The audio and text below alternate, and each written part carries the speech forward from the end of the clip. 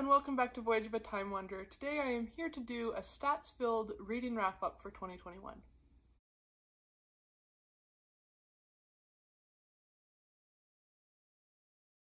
So when I first started my Booktube channel all the way back in 2017, I did a similar video to this and I really enjoyed putting it together because I'm a nerd who loves statistics and graphs and facts about kind of the breakdown of my reading in a year. So I thought I would put all of that together in a video to share in case you are equally nerdily inclined. And because I know not everyone is here for stats and graphs, I thought I would combine it with the Postscript Tag. So I'm going to be doing the Postscript Tag first and then digging into stats bonanza from both my Goodreads and my StoryGraph accounts. So I've seen a lot of people doing the Postscript Tag this year and I thought it would be a really fun way to recap my reading. It looks like the original tag creator was Arnim from Memento Mori, and it's basically just a tag full of questions on how you would summarize your reading year. So the first question is, what is the longest book that you read, and what is the book that took you the longest to read? The longest book that I read was actually one that I read back at the beginning of the year, and that is The Evening and the Morning. This is the prequel to Ken Follett's Pillars of the Earth trilogy, and it is 913 pages. And then the book that took me the longest to read was actually The Death of Comrade President by Alain Mabanckou. This is a book that I really enjoyed when I read it, but for some reason I put it down after the first couple chapters and didn't pick it up for months. So even though it's quite a short book, just under 250 pages, I think I started this book in early July and didn't finish up until right at the end of November. I did start Little Dorrit in May, and I'm still reading that book, so whenever I get around to finishing Little Dorrit, it will be the book that took me the longest. It's not uncommon for some of these longer Dickens to take me like close to a year to read, so I'm anticipating that I'll probably finish Little Dorrit up this spring. Question number 2, a book that you read that was outside of your comfort zone, and for this I'm going to answer Satellite Love by Genki Ferguson. This is a book that I read because the Fall Into Reading Challenge bingo board had a prompt for sci-fi, and I pretty much read no sci-fi ever. So I found this book, which is a debut novel by a Japanese-Canadian author, and the basic premise is that a young girl living at the turn of the millennium in Japan kind of befriends a sentient satellite. It's definitely not the type of book that I would usually read, but I did end up enjoying it. I think I gave it 3 or 4 stars, and so I'm glad I stepped out of my comfort zone this time and took a risk on that. Question number 3, how many books did you reread this year? As I've said many times, I'm not a big rereader, so I was wondering if there would even be any books that I reread, but when I look back through my list from 2021, it looks like there are 3 books that I reread, the first 2 books in the Borrow series and The Sign of the Four by Sir Arthur Conan Doyle. And then question number 4, which is your favorite reread of the year? And I have to say that the first book in the Borrower series by Mary Norton was my favorite reread. This is a childhood favorite series that I haven't read in probably 15 years, so it was such a treat to revisit it and find it just as charming as I remember.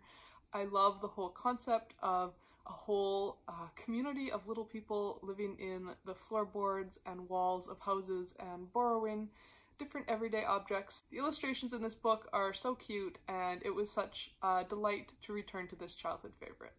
Question number 5, a book that you read for the first time that you look forward to rereading in the future. And I did mention this in my favorite fiction reads of 2021, but my answer for this is The Enchanted April by Elizabeth von Arnim. I went into more details on my thoughts on this book in my fiction favorites video, but what I loved so much about this book is the personal growth that the characters experiences, and particularly the growth in their marriage relationships as well. So I think it's a book that I could continue to find new nuggets of wisdom and insight no matter how many times I read it.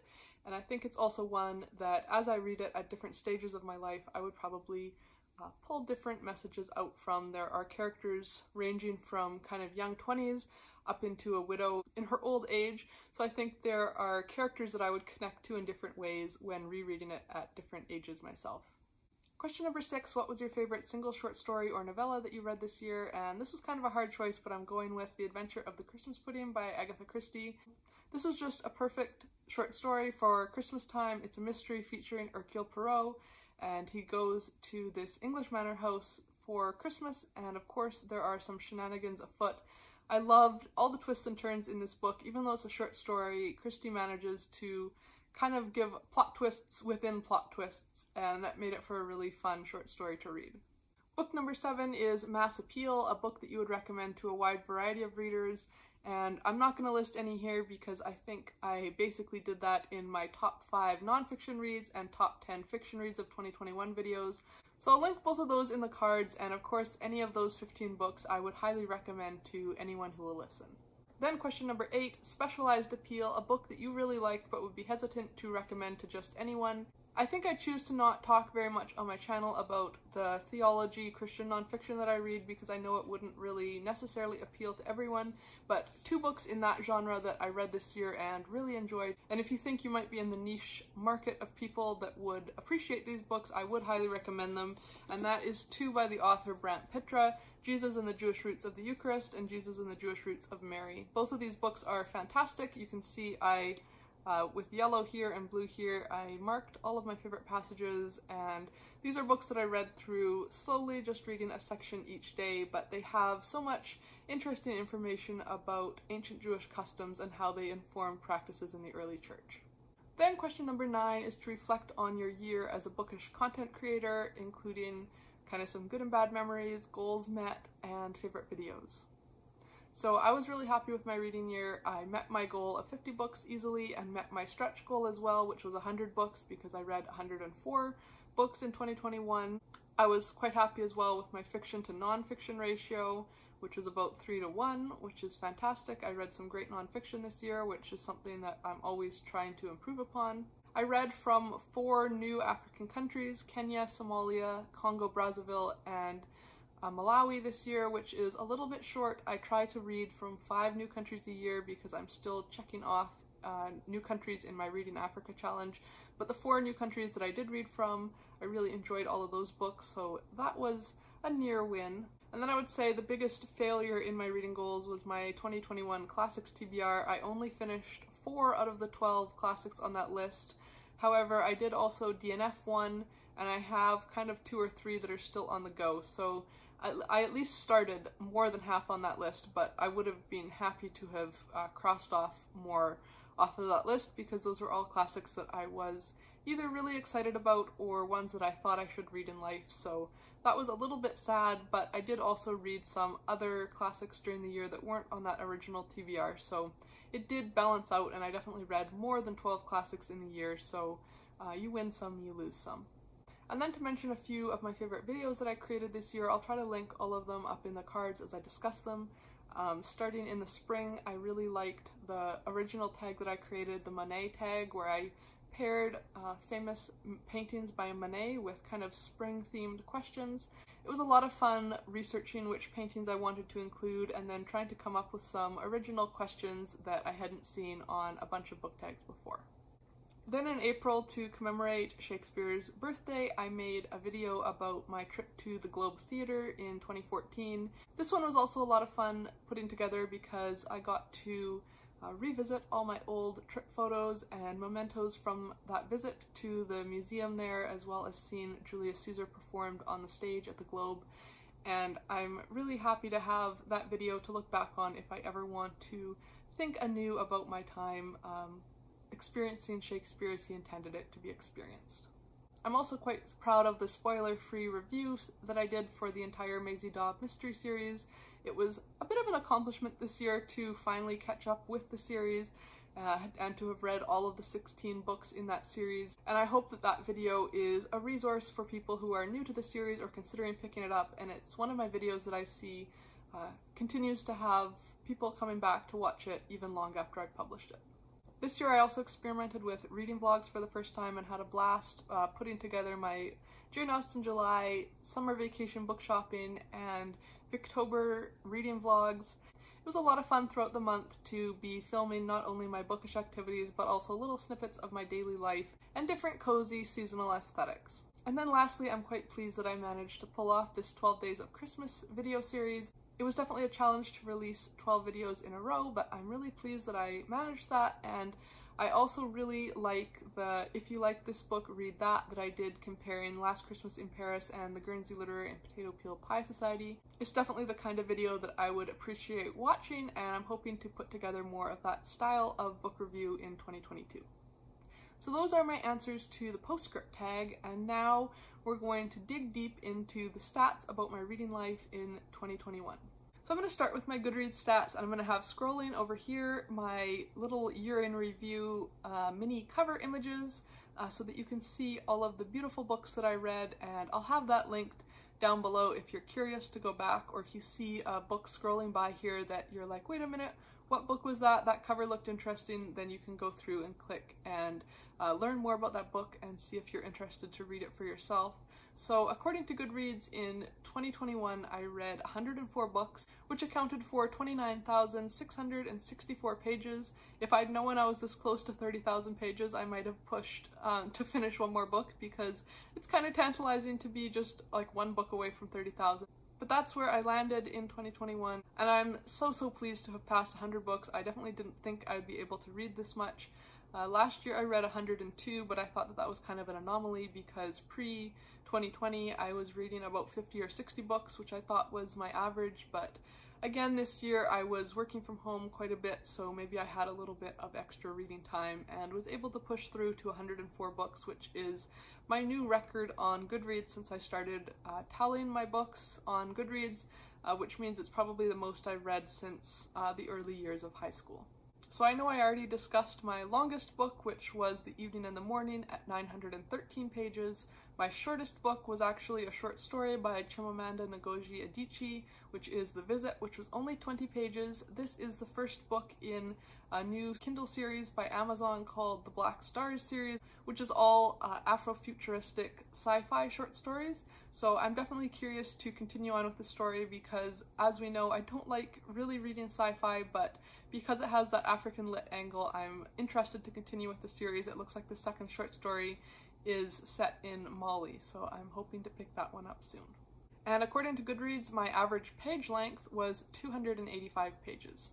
The most popular book that I read in 2021 was The Memoirs of a Geisha, which 2.7 million other Goodreads users have also marked as read, so that's definitely a ton of other people who have read that book. And then the least popular book that I've read, and I'm not surprised about this at all because it was a niche book that was actually quite hard for me to track down. I had to order through AbeBooks finally. And that is Victorian Villains, which only had 7 other people reading it. This is a nonfiction book. I did a whole book review of it, which I'll link up above. And this is a book all about the Newcastle jail during the Victorian era, specifically from I think 1871 to 1873, and using different folios they had of admittance records with photos. They chronicled who was in this jail at the time, what their crimes were, and kind of what living conditions were like in prison in Victorian England. My average rating for 2021 was 3.9, and the book that I read that was the highest rated on Goodreads was The Only Plane in the Sky, An Oral History of 9/11 by Garrett Graff. This book had an average rating of 4.69, which is actually astounding. I mean, I gave it 5 stars, so I'm definitely contributing to its high rating, but I rarely see books that are over like 4.1 or 4.2, so to have almost a 4.7 rating on Goodreads is definitely a sign of how much other people have also appreciated this book. So those are my stats from over on Goodreads, but I wasn't just content with those stats, and I had heard so many people talking about how much they loved all the statistical options that are available on StoryGraph. So right at the end of the year, I bit the bullet and signed up for my StoryGraph account. I imported all my information from my Goodreads library. In 2022, I'm planning to try to maintain my reading records on both websites because there are aspects of both that I really enjoy, but the stats on StoryGraph are definitely unparalleled. One of the things that I find the most unique about the tracking on StoryGraph is that they include the moods of the books that you read and then kind of show what type of moods of books you read the most of or rate the highest. So they've created a pie chart for me of the different moods that I read in 2021. It says that I read 37 books that were considered reflective, and that's my highest. That's the green wedge. And then the orange wedge is emotional, which I read 34. And then the pink wedge is lighthearted, which I read 26. So those are, you can see, are kind of the 3 major moods that I read this year. And then I read mysterious, 15 books, informative, 12 books, and then dark, 11. I was a little bit surprised by this because I don't tend to think of myself as reading a lot of dark books, but maybe that's some of the mysteries that I read as well. Adventurous, 10 books, hopeful, 8 books, challenging, 7 books, funny, 6 books, sad, 5 books, relaxing, 5 books, tense, only 3 books, and then inspiring, 2 books. So those are the major moods that I read in 2021, and I'm really excited to have StoryGraph going forward to see how the moods that I enjoy reading change over time.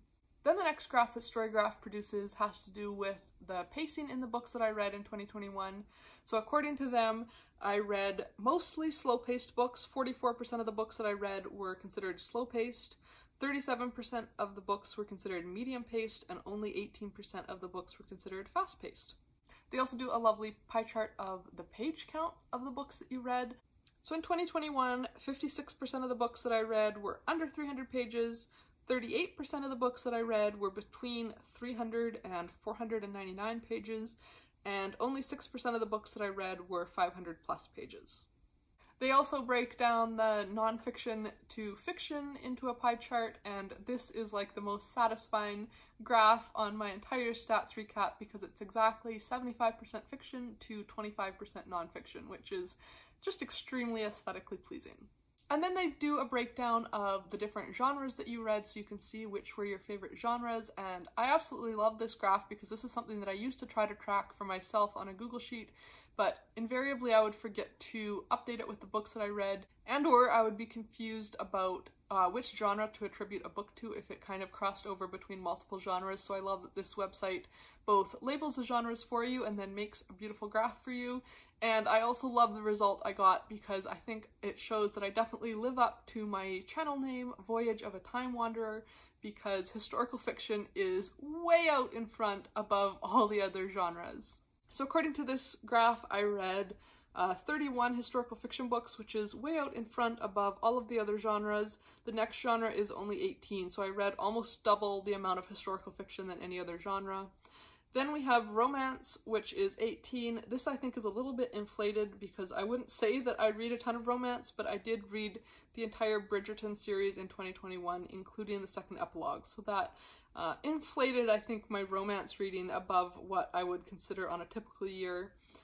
Then I read 16 classics, I read 12 categorized as religion, 11 mysteries, 9 literary fiction, 8 history, which I think is different than historical in that historical I'm assuming is historical fiction and history I'm assuming is history nonfiction, 7 children's books, 7 memoirs, 6 that were categorized as crime, 5 that were short stories, 5 that they classified as fantasy, 4 middle grade, 3 that were considered LGBTQIA+, 3 that were poetry collections, 3 contemporary, 3 biographies, 2 that had aspects of magical realism, 2 that were science fiction, 2 that were considered politics, and then 1 each of art, feminism, young adult, true crime, self-help, play, graphic novel, comics, and autobiography. Then StoryGraph also does a chart about the format that you read the book in, whether it was an ebook, a physical copy, or an audiobook. Because I wasn't updating my StoryGraph information throughout the year to choose the right edition to attribute to one of those 3 formats, this year it's not accurate, but I'm looking forward to having that information in future years. I did do the math myself though because I was really curious. I'm actually very surprised by the results. So in 2021, 45% of the books that I read were ebooks, 30% of the books that I read were audiobooks, and 25% of the books that I read were physical copies, whether ones that I owned or books out of the library. I'm actually surprised that the audiobook total isn't higher because I felt like I listened to so many audiobooks. I thought that maybe that would be my largest format, maybe even more than 50% of my reading would have been via audiobook, but it looks like ebooks that are primarily books that I get from my library through Libby or classics that I read online on Gutenberg are still winning the format race. Then I think we have what might be my very favorite chart in StoryGraph because this is the information that I'm always trying to get from Goodreads, but because I've been using Goodreads for so long and they don't let you adjust the scale of their graphs, my x-axis on Goodreads is getting pretty long, so it's hard to actually kind of see the detailed view for 2021. So this is my pages read and books read chart by month for 2021. So I find this chart so interesting because you can really see the ups and downs in my reading year, the months where I read a ton of books, the months where I read hardly anything. It's also interesting how closely most of the time the books read and pages read graph books read is in blue and pages read is in red. Most of the time they are mirroring each other quite a bit, except in June they kind of diverge a little bit, where my books read is higher than my pages read, which if I'm understanding the graph right, would mean that I read mostly shorter books in June, so that's kind of cool to be able to see that statistic. And then in October and November, the pages read bumps above the books read, which makes sense because that's when I was reading a ton of classics for Victober, so those are obviously longer books with longer page counts. And then lastly, they have a chart showing the distribution of my star ratings, and there's kind of a similar chart in Goodreads as well, so I'll try to include both of those. The Goodreads one doesn't give a tally number, but it shows the covers of the books that I rated different ratings, and then the StoryGraph chart shows the number of books assigned to each rating. So I gave 29 books 5 stars, 36 books 4 stars, 20 books 3 stars, 8 books 2 stars, and 2 books 1 star. So I definitely have a bit of a skewed distribution curve, but I'm glad that I read so many 4 and 5 star books this year. More than half of my books were 4 or 5 stars, which means I had a wonderful reading year and was mostly enjoying what I was reading, which is of course the goal. So that is a recap of all the statistics relating to my reading year in 2021, as well as my answers for the Postscript Tag. If you're also a nerdy book lover like me, I hope you enjoyed this deep dive into the secrets of the stats behind my reading year, and until next time, enjoy wandering through the pages of a good book. Bye.